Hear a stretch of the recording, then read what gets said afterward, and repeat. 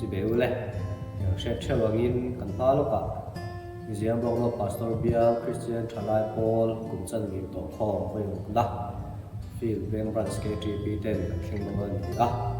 Bill Sunga member te tấm thiện bé hôm nay hiền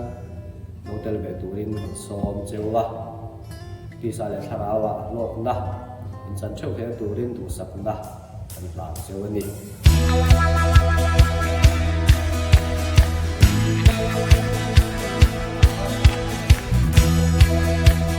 thầy top zo galin buat sai chawa phur pokan phur viawa Sunday zan le Monday zan hian kan zir zia ro khol naum lo chuan ka in nga na malam thir tu min siam sak tu ka kul bi thầy bắt top chuan kanin buat saya kanin buat sai na hi tu sam chuan a tha thầy ga wa a phur chu kan phur viawa kan chan vo te po tha taka hen ngei po kan tu me kan fat se kan soi moi se ka thei na song zai pol hazer hi member hi somthum aborang ve chawin a soi thei a tiang bor ve chu kan ni tlang pui thina han tlem deuh chang te hi chu omlo thelo a tlang puin somthum bor ve len kan zir tlang pui i ro pui zia ka ton chang hian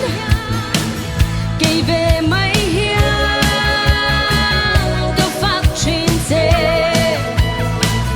ka fak lo hian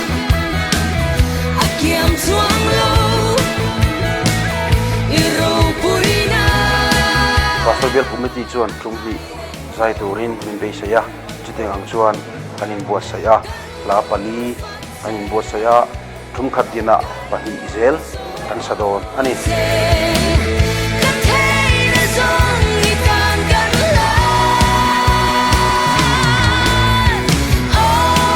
rong pui o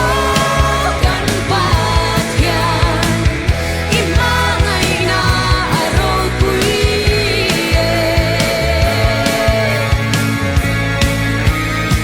kan phak ang tok chu kan buat sai ve nak sakhop maya tin tun tum hi kum dang lo ang takin Bible Theological School kan ti ATC lampang min nei sak don boka chung te po chu kan buat sai tela in refreshment lampang te